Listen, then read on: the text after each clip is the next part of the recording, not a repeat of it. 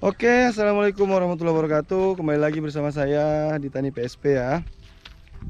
Mungkin kebelakangan ini saya udah jarang upload video ya, karena kemarin agak ada kesibukan juga awal-awal Ramadan gitu kan. Saya ucapkan selamat menunaikan ibadah puasa juga bagi teman-teman yang menjalankannya. Ya, semoga di bulan suci Ramadan ini ya bagi petani-petani cabai atau petani-petani apa aja lah di Indonesia ini bisa makin sukses, barokah rezekinya, ya berlimpah lah, hasil panen juga harganya tetap stabil. Amin amin amin. Jadi hari ini nih saya sedikit nge-review ya untuk tanaman cabai yang sekarang usianya itu sudah 3 bulanan lah, 3 bulan lebih kalau nggak salah. Saya pun nggak tahu pastinya berapa. Jadi kemarin ada teman-teman tuh juga nulis di kolom komentar kan, Bang coba buatin deh reviewnya tanaman cabainya ini dari kemarin pupuk dasarnya apa, terus nanamnya gimana, pestisidanya gimana, sampai panennya gimana. Tapi saya rasa bisa dicek deh di video saya, itu sudah saya bagikan lengkap. Tapi hari ini coba saya sampaikan secara garis besarnya ya. Kalau untuk pertumbuhan cabainya seperti ini ya, teman-teman bisa lihat sendiri. Ya, pertumbuhannya bagus, alhamdulillah. Ini kalau kita lihat tuh buah-buahnya sudah ada yang merah juga ya. Bunga-bunganya pun terus bermunculan tuh. Bunga-bunga barunya ya.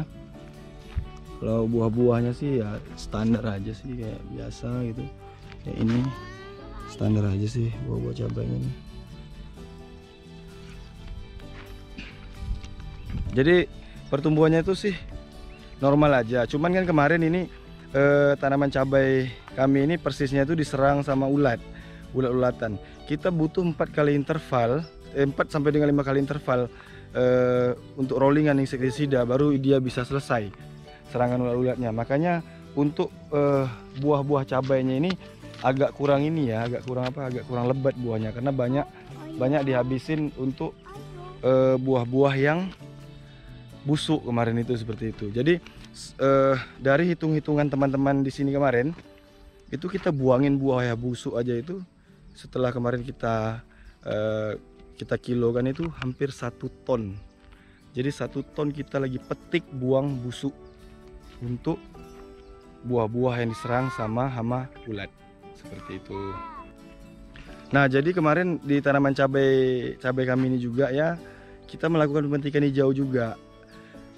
Karena waktu rollingan ketiga itu serangan ulatnya itu agak tinggi. Apa sayang? Ya cari di sana, di pohon sana. Pohon sana. Jadi oke, jadi ya kemarin di tanaman cabai kita ini juga kita melakukan juga pemetikan hijau gitu. Pada saat kita lagi buang-buang buah busuknya, sambil kita metikin hijau buat nyelamatin beberapa buah jangan sampai diserang sama serangan ulat ini. Karena serangannya itu kemarin tuh benar-benar luar biasa, benar-benar tinggi, pergantian antara musim kemarau ke musim hujan. Jadi kita mutusin sebagian kita petikin hijau. Jadi kemarin kita sudah metikin hijau itu kisaran 1 ton 800 kilo yang kita petik hijau nih di tanaman ini. Makanya setelah kita petikin hijau kan tetap kita nggak metikin semua tuh, tetap ada juga kita sisa-sisain buah-buahnya nih kayak gini. Tetap masih ada juga buah-buahnya tuh disisain. Nggak semuanya tuh dipetikin tuh, masih ada juga sisain. Terus masih dapat juga kita beberapa buah yang buah-buah merah seperti itu kan. Memang nggak kita petikin semua, kita metikin sebagian di buah bagian bawahnya, nggak di bagian atas. Karena memang indikasi serangan ulatnya itu memang cukup tinggi pada saat itu. Jadi setelah kemarin kita melakukan pemetikan hijau, jadi daun-daun yang kemarinnya nih rusak daun-daunnya nih ya, itu kembali pulih. Kenapa? Karena setelah kita melakukan pemetikan hijau, kita support lagi dengan pemupukan susulannya gitu. Dosisnya agak sedikit kita naikkan, jadi daun-daunnya itu bisa tumbuh kembali. Karena serapan pupuk itu tidak ke buah lagi gitu, dia bisa langsung naik ke daun. Makanya hari ini di usia 3 bulan lebih ini, teman-teman bisa lihat tuh bunga-bunganya tuh putih semuanya. Jadi tanaman cabai ini kayak baru ditanam lagi tuh, kalau dilihat kayak baru ditanami kembali, karena memang bunga-bunga itu berbunga kembali seperti itu. Terus kalau untuk buahnya ya bisa dilihat nih kayak gini. Ini buah-buah barunya. Bisa dilihatin nih kayak gini ya. Ada beberapa yang sudah hijau, sudah merah juga nih. Kayak gini udah banyak yang hitam juga tuh. Nih ada yang patah juga nih. Tuh buah-buahnya banyak tapi tuh bisa dilihat kan. Nah, kemarin tuh yang kita petikin hijau itu buah-buah di bagian sini. Di bagian sini aja, cuman nggak banyak, cuman dapatnya sekitar 1 ton 800 waktu itu. Jadi kalau semuanya sih itu pertumbuhannya sih teman-teman bisa lihat sendiri ya. Bisa lihat sendiri pertumbuhannya bagus. Ya pucuk-pucuk baru itu mulai bermunculan. Jadi kalau kita perhatikan tuh ya secara jelas itu, tapi nggak kelihatan kali ya kalau dari kamera ini. Bunga-bunga itu banyak sekali loh baru tumbuh. Nih saya tunjukin nih. Tuh. Tuh bunga-bunganya kan banyak sekali tumbuh tuh. Tuh. Jadi semuanya itu rata dari sini sampai ke atas, sampai ke sana tuh. Jadi bunga-bunga itu semuanya banyak tuh tumbuh. Lihat tuh. Nih bunga-bunganya. Bunga-bunga barunya setelah kita melakukan pemetikan hijau kemarin. Nah, di bawah masih ada buah. Masih ada buahnya seperti ini. Di atas bunga-bunga baru sudah mulai bermunculan. Sampai ke sana tuh sekali tuh, sampai ke ujung sana sekali tuh sama. Seperti itu. Kalau untuk review pertumbuhan cabainya seperti biasa aja seperti ini. Harusnya kalau kemarin ini nggak terserang ulat-ulatan itu buahnya akan lebih lebat gitu. Tapi ya namanya kita bertanam cabai ini, apalagi saya itu memang ngitung ya teman-teman di sini tuh di bulan-bulan ini memang banyak indikasi serangan hama gitu. Jadi kalau kami ya di manajemen tanaman cabai ini untuk khusus di wilayah kami dengan kondisi daratan rendah itu ya, kita itu kalau untuk di bulan 12 sampai ke bulan sekarang ini, itu kita nggak akan berani buka lahan sampai 3 atau 4 lahan. Paling kita konsentrasi di 1 lahan kayak seperti ini. Karena kita tahu serangan yang berat itu akan ada di serangan ulat dan kutu-kutuan di bulan-bulan seperti ini. Karena kalau seandainya di bulan-bulan yang biasa kita bertanam, katakanlah kita keluar modal cuma sekitar 10 jutaan. Tapi kalau di bulan-bulan kayak gini, itu bisa jadi sampai 15 jutaan gitu. Biaya tanamnya itu membengkak karena ledakan biaya biaya naik itu biaya dari insektisidanya, biaya pestisidanya itu agak naik untuk di bulan-bulan seperti ini, dari bulan 12 sampai ke bulan 4 seperti ini. Nah tapi nanti kalau saya dari bulan 4 akhir sampai ke bulan 9, bulan 10 itu saya berani buka sampai 4 lahan, karena ini di sana pun kita sudah mulai prepare untuk lahan baru. Terus di sebelah sana juga tuh saya udah teman-teman lagi prepare juga untuk lahan baru, ngejar bulan 5 sampai bulan 10 nanti gitu, seperti itu. Jadi kalau kan perbedaan iklim dan cuaca di daerah kita masing-masing itu pasti beda-beda. Nanti teman-teman kan bisa tahu tuh musim tanam itu bagusnya di bulan berapa sampai bulan berapa, yang nggak bagusnya dari bulan berapa sampai bulan berapa. Kalau saya sih mengiranya gini, di antara musim kemarau lagi kuat-kuatnya kemarau itu mau masuk ke musim hujan itu agak bahaya. Kalau saya sih sama teman-teman sih ngitungnya seperti itu, karena indikasi serangan ulat tuh tinggi. Jangan main-main loh ini serangan ulat ini. Saya aja untuk mengatasi ulat di sini ya, itu kita menggunakan insektisida itu nggak usah dibilang jutaan ada. Kalau 10 jutaan mungkin sudah habis saya untuk insektisida untuk basmi ulatnya aja. Kalau itu untuk lahan sebesar ini ya, karena lahan ini kan agak lumayan besar gitu. Kalau yang kecil kan ya tinggal diimbangi aja. Karena saya itu ada terakhir 5 kali interval penyemprotan untuk pencegahan ulat. Gitu kan, kita gunakan kemarin metomil, chlorantraniliprol, terus abamectin, benzoat gitu. Kan ada di video-video saya itu yang saya buat yang kemarin, mungkin teman-teman nanti bisa simak. Nah, kalau untuk pupuk-pupuk dasarnya sih ya saya nanam ini cuman pakai cuman pakai kotoran ayam yang difermentasi, terus saya tambahin sedikit TSP, cuman menggunakan itu aja untuk pupuk dasarnya. pH tanah itu kita lihat dulu, pH tanah bagi tanaman cabai itu kalau biasanya kami ya itu saya kisaran dari 6,5 sampai 7. Itu yang bagus sekali pH tanah untuk tanaman cabai, itu sepengalaman kami gitu. Kalau untuk perawatan pestisida-pestisidanya sih yang ngikutin. Kalau saya itu ngikutin, saya itu nggak ada pedoman tetap untuk insektisida ataupun pestisida pestisida pada cabai ini saya nggak ada pedoman tetap.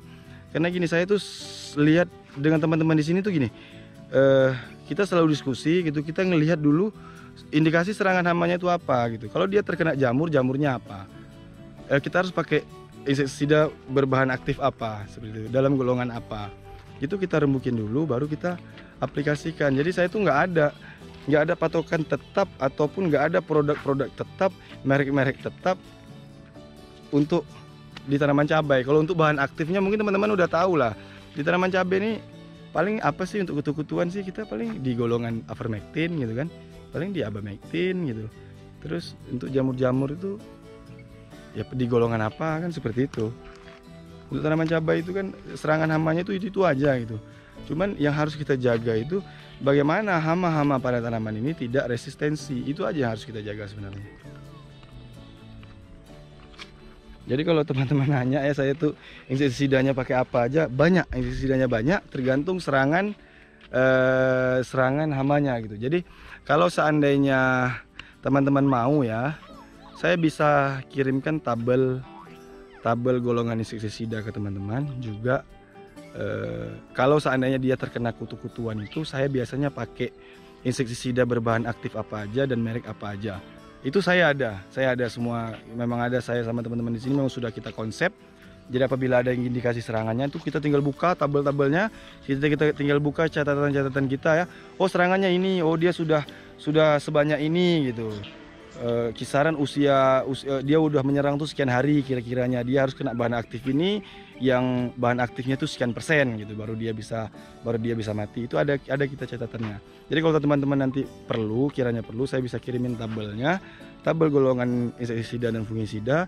Juga seandainya dia terkena antraknosa, terkena bercak daun, itu insektisida fungisida apa aja sih untuk ngatasi bercak daun ini, fungisida apa aja, fungisida dengan bahan aktif apa aja sih yang mampu untuk ngatasi bercak daun atau jamur yang lain-lain. Itu saya ada tabel-tabelnya, memang sudah saya pisahkan gitu. Karena kalau kita lihat tabel pestisida itu ya, merek-merek dagang pestisida dengan bahan aktifnya itu ribuan. Jadi itu memang sudah saya pisahkan kemarin. Itu untuk patek tuh kami pakai ini, untuk layu fusarium tuh pakai ini, untuk kutu kebul pakai ini, untuk kutu trip pakai ini, untuk tungau pakai ini, untuk ulat pakai ini. Itu memang sudah kita pisah-pisahkan. Karena apa? Karena kita memang serius nekuni bidang tanaman cabai, seperti itu. Jadi saya saranin ke teman-teman, kalau memang betul-betul serius, tekuni serius, pasti ada jalan. Tapi kalau mau coba-coba, jangan coba banyak-banyak, nanti bahaya gitu loh. Karena di tanaman cabai ini nggak main-main loh. Kalau seandainya kita udah ngeluarin modal besar, kalau modal kita harus tenggelam ya tenggelam gitu, nggak bisa balik. Serius, ini saya pun bicara pengalaman yang sudah kami apakan dulu. Saya memang belum lama saya bertanam cabai teman-teman ya. Kita start bertanam itu mulai tahun 2014 sampai sekarang. Jadi memang susahnya itu pahit, apanya itu udah kita lewati. Memang kayak tanaman sekarang ini, saya tuh bukan merasa bangga tanaman ini kayak gini, ini nggak bagus. Kondisinya tuh kurang bagus. Kondisinya tanaman cabainya itu nggak bagus, tapi sehat. Gitu. Dia mau nggak bagus kah, daunnya mau kecil-kecil kah, terus pohonnya tuh nggak tinggi kah, saya nggak peduli. Yang penting tanaman itu sehat aja. Gitu. Karena kalau dia sehat berarti dia bisa berbuah dengan bagus. Kuncinya seperti itu. Jadi saya tunjukin juga ya. Ini contohnya seperti ini. Kan pucuk-pucuknya tuh kecil. Karena ini kena kutu-kutuan lagi nih. Di sebelahnya ini kena bule. Satu pohon ini kena bule nih. Nih. Ini buah-buahnya. Bisa dilihat. Sisa-sisa buah dari petikan hijau kemarin. Ini sisanya. Jadi buah bawahnya itu udah nggak ada, udah saya petikin hijau. Gitu. Jadi kalau diperhatikan ya, pertumbuhannya seperti ini aja. Bunga-bunga barunya mulai tumbuh lagi. Ya, agak silau sih, panas. Saya ke bagian bawah aja deh. Saya sih mau muter ke bagian sana itu, soalnya di bagian sana itu agak bagus pertumbuhannya. Nggak apa-apa deh, nyari tempat teduh-teduh aja.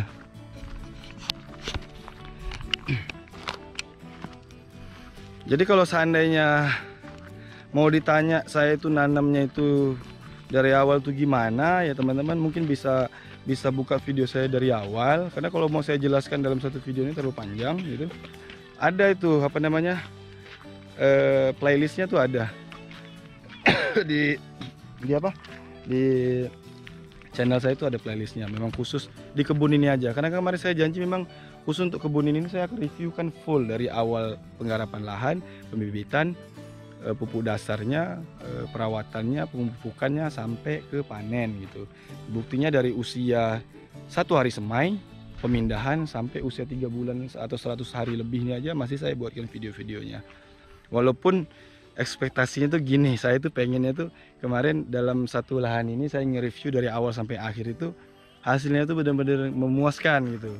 Ya nyatanya kan namanya kita bertanam ini, saya pun nggak bisa seperti itu dong. Karena kita kan cuma bisa berusaha, ya Allah juga yang nentuin. Ya mensyukuri aja apa yang sudah diberi. Jadi saya buatnya tuh nyatanya aja, saya nggak ada nambah-nambahin atau nggak ada apa ya, nggak ada mau harus ini enggak, ini sebenarnya nggak bagus, saya bilang bagus-bagus aja gitu, biar teman-teman itu nggak kecil hati ya. Kalau dia nggak bagus saya bilang nggak bagus, ini kurang bagus, bukan nggak bagus, kurang bagus. Berbuah tapi tidak sesuai dengan apa yang kita targetkan gitu. Biasalah meleset target sedikit itu biasalah gitu. Jadi tadi tuh yang saya bilang itu serius, memang serius ya. Kita udah buang cabai busuk aja 1 ton, mungkin 1 ton lebih. Cabai hijau yang udah kita petik aja itu udah sekitar 1 ton 800, itu catatan terakhir ya.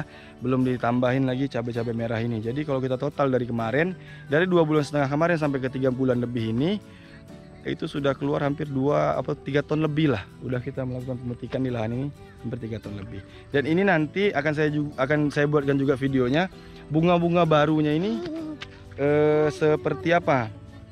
Bunga-bunga barunya itu seperti apa ya pertumbuhannya itu, buah-buahnya bagus apa enggak gitu.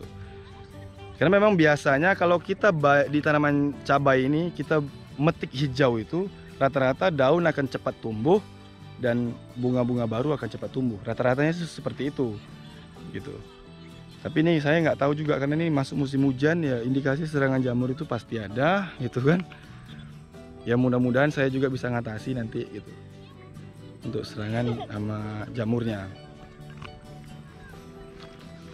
Terus nanti kalau untuk perawatannya seperti apa di lahan ini ya, perawatannya biasa-biasa aja sih gitu.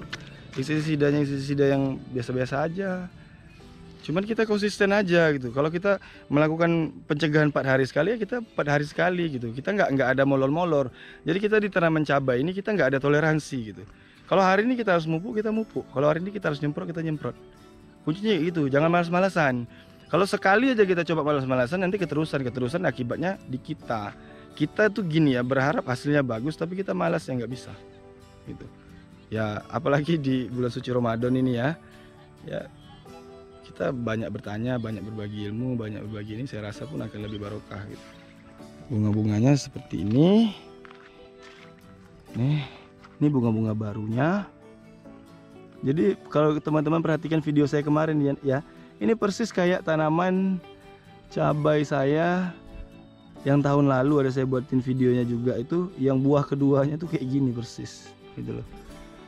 Jadi kalau mau saya bilang ini sudah mau memasuki buah kedua, nggak sesuai sama umurnya gitu, masih 3 bulan lebih. Buah kedua kan biasanya kita dapatnya itu di usia 6 bulanan gitu, 6 bulanan baru kita bisa dapat, 5 bulan sampai 6 bulanan baru kita bisa dapat bunga untuk buah kedua. Kalau ini baru 3 bulan lebih ya nggak mungkin bisa dapat.